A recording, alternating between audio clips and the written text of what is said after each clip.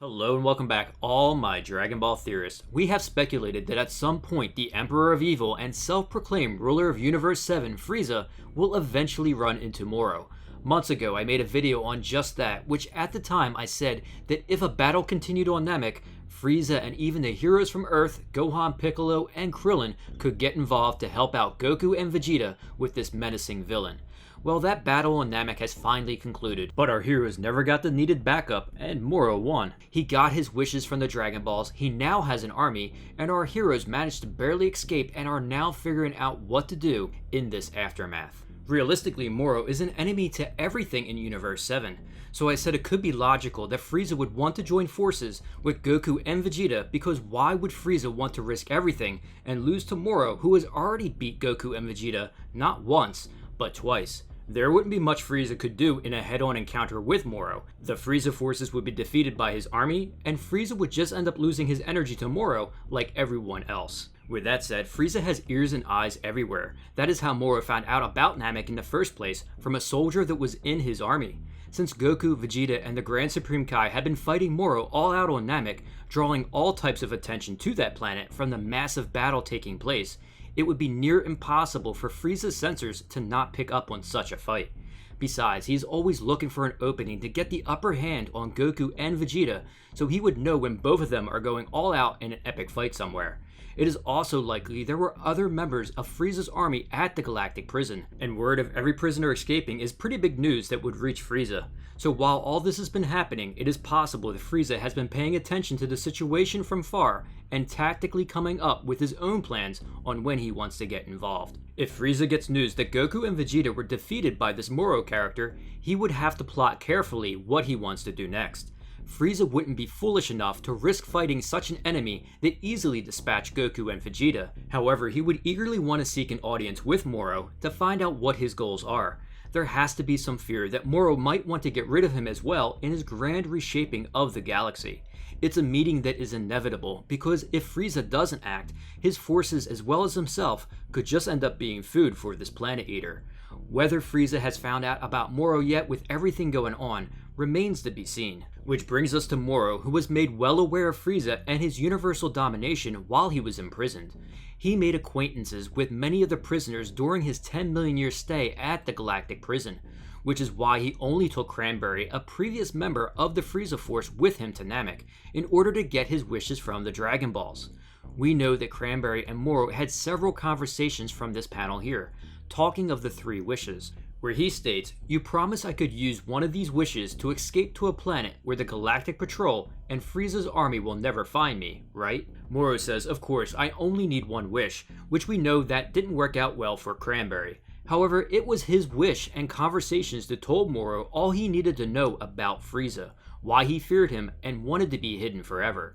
So while it is possible that Frieza doesn't know of Moro's existence, the same can't be said for Moro, who has already learned a lot about him. Now that Moro has an army, which is his first step in universal domination, the next step would be to pay a visit to the so-called ruler of Universe 7 to discuss what happens next.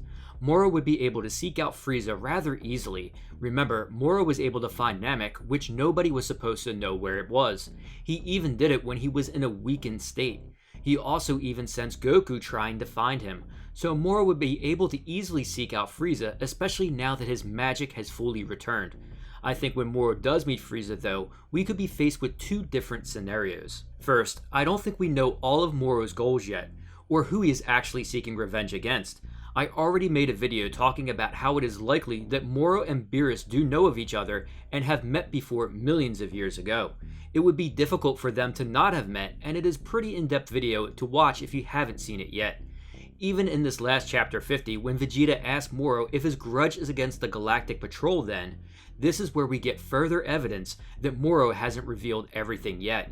He actually ponders if Goku and Vegeta know who he has a grudge against, which the main one that comes to mind could be Beerus, and we are waiting for that to be revealed as one of the final steps of Moro's endgame. So when Moro does seek out Frieza in their first meeting, it's possible that Frieza would want to test Moro in this first encounter, but if he realizes that he has defeated Goku and Vegeta, he will be put in a position where he is forced to listen to what Moro has to offer. Now, what Moro actually has to offer Frieza will depend on how much he knows of the god hierarchy. If indeed Moro has met Lord Beerus millions of years ago, and that is who his grudge is against, he could be looking for one more final, powerful ally in Frieza. He could even tell Frieza that he could increase his already impressive power with his magic, and together they can overthrow Beerus. These are two things that Frieza will be salivating at if this happens to fall into his lap. Frieza would then give us a conversation similar to the one we got between him and Frost at the Universal Tournament, where he intends to work alongside Frost only to betray him in the end. We know that Frieza also wants nothing more than to rule over the Omni Kings and be ruler of the multiverse. With Goku and Vegeta out of the way, a powerful ally like Moro that could increase his power even more with magic and overthrow Beerus as well, this is an opportunity that he couldn't refuse. Now, this is just one scenario. Like I said, it depends heavily on how much Moro knows of the god hierarchy and if he had met Beerus before. On the flip side of this, it could be written in that Moro has no idea of Beerus, Whis, or the god hierarchy past the Kais. When Moro talks to Frieza and states that he just wants to eat planets as he wishes and reshape the galaxy, it could be Frieza that then tells Moro why stop there, that he has seen the true rulers of everything. They are these disgusting childlike gods that can erase us all in an instant. That there are many different universes and we are all pawns of these gods. We should work together and figure out a way to destroy them, otherwise you will never fully achieve reshaping the galaxy to your liking. The first target we need to overthrow is the god of destruction Beerus. They are the destroyer gods in each universe. Together though, I feel like we can come up with a great plan to move towards being the rulers of the multiverse. Moro and Frieza agree to be partners, but both will likely have plans to betray each other in the end. I am not sure if they do become allies, who would be successful in actually betraying the other first. Frieza is extremely cunning, but Moro has been around for a while. He has experience, magic, and likely will know that Frieza has plans to betray him from the start. The one thing that Frieza does have going for him though is, like Moro, he can breathe in the vacuum of space. So fighting him there isn't an issue if he does come up with a way to betray him in the end. Something that Goku and Vegeta really need to somehow overcome. These top tier villains or enemies can all breathe in space now, which creates an unwinnable situation against these universal threats. These planet busters and gods can freely move around in space fighting, which we witnessed with the Grand Supreme Kai against Moro and how Goku and Vegeta became bystanders until he teleported Moro to the surface. Maybe Vegeta can learn some very cool secrets on Yardrat that could help them never be helpless in this situation again. All I know is Goku and Vegeta definitely have their work cut out for them, and they are going to need everyone's help from Earth on this one. I definitely would love to see Piccolo, Gohan, Krillin, and Android 17 working together as a team against such a dangerous adversary, especially if Moro meets with Frieza and they do indeed start to hatch out a sinister plot to overthrow the god hierarchy. I hope everyone has been having a great week so far. Tell me, what scenario do you think will play out between Frieza and Moro? Is it going to be Frieza who tells Moro of Beerus and the god hierarchy and how they should join forces to overthrow them? Or will Moro be recruiting Frieza to get his long-awaited revenge against Beerus that began millions of years ago? If they do become allies, who do you think will be able to betray each other first? Either way, I look forward to the potential setup of an all-out war in Universe 7.